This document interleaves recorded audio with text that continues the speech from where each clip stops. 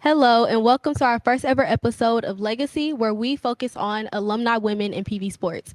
I am Alaysia Davis, your host, and here with the illustrious Cheri Coach Lindsay. Cheri Lindsay. Yes. Thank you so much for joining Thank you me. for having me. I'm Y- excited to be here. Yes, ma'am. So, first, please open up and tell us kind of about your position here as the head coach, how long you've been here, and what your journey has been like.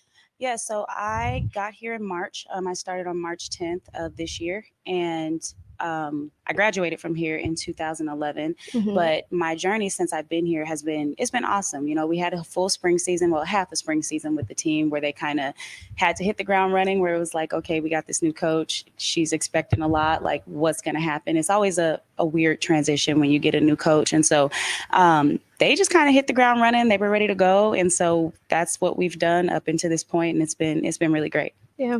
Well, that's definitely not, new or unique to you because Mhm. you did the same thing at another school, brought the Tigers to the championship. So what is that like, when you have that weight on your shoulders, you have to come in and change the program. How do you go about doing that?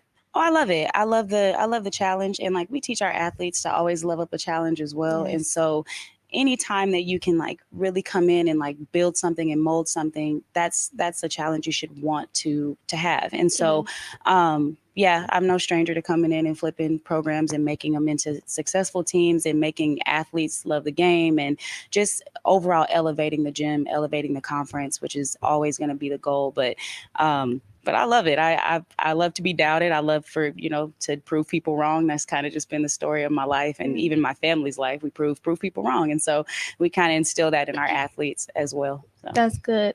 So how do you feel like that experience, with you having played volleyball on a collegiate level, Mhm. having coached for 12 years, how do you feel like all of that kind of plays into your tenacity or your ability to, I guess, higher the ranks, climb the ranks, Mhm. and you know, triumph in the face of adversity, really. Yeah, 12 years. It's been that long. Been coaching for Yeah. 12 years. I think that it just kind of fuels the fire. You know, you get that first win, right? Mhm. And it's like, okay, like we can do this. Like I knew what Yes. I had when they came in. You know, we had some great players who were here before. We had some really great players coming in. And so you can kind of see it, Mhm. but you don't see it until you really are in it. And that first game Exactly. this year, say for instance, we played Tarleton and it was like a 5-set thriller, first game of the season. Mhm. We get the first win in a non-conference game. And it was like, I think from that point, it was my athletes, they knew that they were good. They knew what they had, but it was like, okay, now we really have something here. You know, it's Yes. time to get a little jiggy with it. You know what I'm saying? So it was awesome to see them kind of do that, and so we just continue to foster that type of personality. Like, no Mhm. one's better than you. You walk into Yes. a room, you demand respect from every single person you play. I don't care if we're playing UT. I don't care who we're playing. Mhm. You demand their respect, and that's exactly what we did this year. So just building on our mindset training, building on our strength training, everything was like full go for them. So for some of them, it was kind of like shocking. Like we're really here every day. Coach not Yes. missing no days. No, ma'am. I don't have anything else to do. I'm gonna be Exactly. here every single day because I'm not gonna ask my athletes to do something that I wouldn't want to do or that I Mhm. would not have done as an athlete myself. And Yes. so just kind of building on that and letting them know like coaches are here. Both me and my assistant coach, Coach Kaiser, we're always here.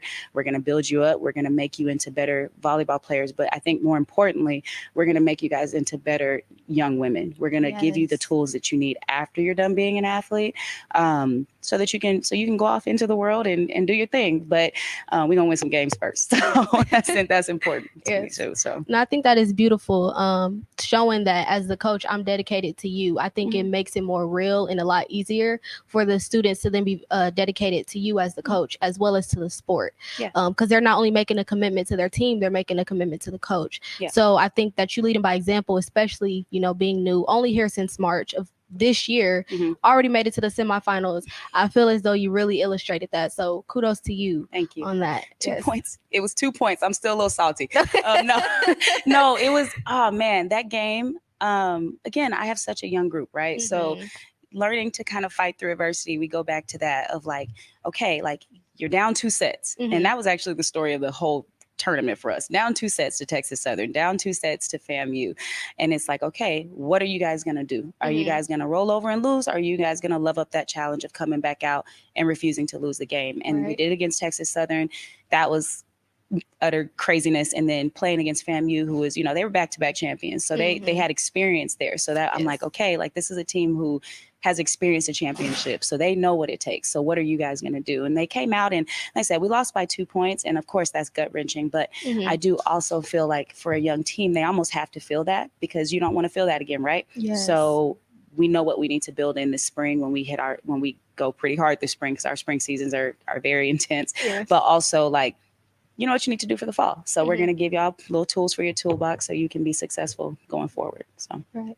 So I feel like definitely, the experience that you have with being on the court physically, that aids you in coaching, and it kind of helps you to switch your perspective when you are mentoring your girls.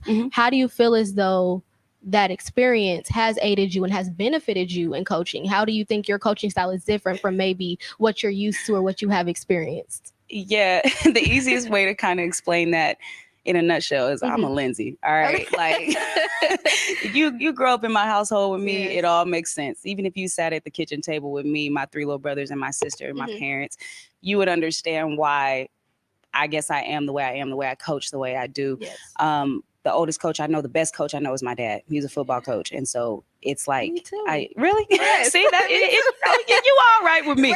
No, but it does. And it just breeds a different type of competitiveness, especially when you have, I'm one of 5 kids. All of us have played Division I sports. One of them went on to play professional football. 2 of them are MMA fighting right now. It's a big deal, like sports and just excelling in sports to the highest level that you possibly can. And so I feel like I've kind of brought that over into my coaching style, because nothing was ever given to us. We had to get it out the mud every single day. We're out on field pulling tires. We, work in a concession stand so that we can afford to pay for club and pay for the things that we couldn't afford as a family.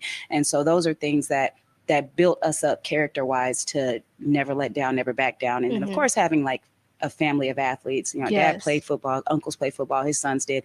So it's like, it's just kind of a thing in the Lindsay family that this is, we're a sports family. But I think the thing that my parents also instilled in us is the importance and also getting that education piece and being not just going to school and studying underwater basket weaving because you want to be a volleyball player, but going in and getting a degree that's going to help you out later on. And so, kind of do the same things, with when we're recruiting players. I want to make sure that we're bringing in something that we can help you get a degree. I don't want you to leave out of here with nothing to show for it other than some volleyball experience. So we're building them up like across the board. And so I would say my coaching style with these young women it's consistent, but it's also, I'm going to get on you. I'm going to be on you constantly. I'm going to nitpick at you. I'm going to no, that's not right. Do it again, because repetition is what's going to build that success. You can't duplicate success if you're doing everything incorrect leading up to the task that I'm asking you to do. So we implement those type of things, and then I let them kind of do themselves. So like if you watch my bench,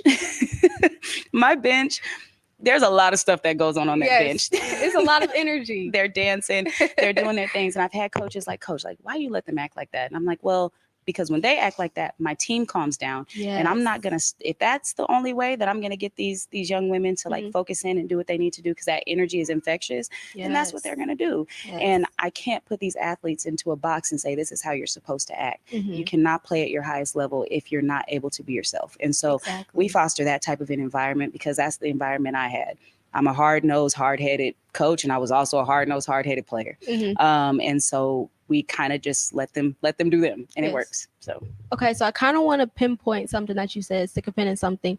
You talked about your parents, they instilled both athleticism as well as education. So my question to you, because I know that a lot of athletes, their A and B is to make it to the league, is to go pro. But for you, you had a backup plan, graduated with a double master's, and as well as you graduated with a bachelor's degree. So was that the understanding, like, okay, I know that I need to go to school so I can do what I want to do in terms of play this sport, coach this sport, or was that truly your desired career path? No, I was in denial that I was a coach because everyone in my family is a coach. And I was like, no, like I'm just doing this to get a master's. I actually got my first coaching job 2 weeks before I graduated, because I was going to stay here and like be like a grad assistant. And one of my old coaches called me and was like, hey, I have an assistant position open up, Tiffin University, full time, you get your master's. And I was like, okay. So I packed 2 bags and I went out to Ohio to Tiffin University to coach with them. And I'm glad that I did, because that's when I found out, like, hey, like, not only are you really good at this, but it's also something that you enjoy doing. And so, so yeah, like, the education piece is important, getting that degree while I'm not, I got my undergrad in psychology and communication. So, and that does play a role with what I do coaching wise. My master's in business helps me with budgeting. My master's in education helps me with helping these young women to get into the right classes. Everything kind of plays a role. And when I start this PhD in January, it's going to be sports psychology, because it's something I implement with our mindset training model and everything. And so, like, it's everything that I've done has kind of come full circle to who I am now, but it was not planned at all. But that's beautiful, though. I think that's, even though I don't play sports, just as a young woman, being able to see that, in your 20s, you're going through life, you have a plan, but you don't have everything figured out. Right. So to see how, even your interest as well as your passion, your calling, they can all work cohesively. You can become a Cheri Lindsay or Cheri Lindsay. I'm sorry. Yep. Okay. Yep. But as we wrap up the show, I have a question for you. So playing on a collegiate level, it takes a lot of passion. It could be very taxing. So what advice would you give to aspiring athletes as well as inspiring athletes? So the first thing that I would tell athletes is, do not choose a school because it just looks nice. Do your research. Does it have your major? If you were to come to a school and you were to have, say, a season-ending injury where you can't play volleyball anymore, is that the school that you can stay at? Can you see yourself there? Because if those answers are no, then you're choosing the school for the wrong reasons. I would say, look at the roster. Look at the team. Does that fit what you have to offer? Don't downplay yourself. Yes. But also be realistic. Is this a team that I can play on? Because ultimately everybody wants to play, right? Everybody wants to be successful. Do I fit what that coach is trying to build? Never shortchange yourself, though, at the same time. Like, do the work. Coaches want to see you do the work. They want to see you bust your butt in the gym. They want to see you be a good teammate. They want to see you be respectful to your parents, because no one's going to recruit someone who don't disrespect their parents. They're going to come and disrespect me. So they want to see all those things, but they also know, all of us coaches know, you are not going to be a perfect person. And so our job is to give you the tools that you need to be successful and to grow as a young woman or as a young man. But the overall goal is to get you here if it's the right fit for you. And so I would say, if you're emailing coaches, keep doing it until they tell you they don't want you.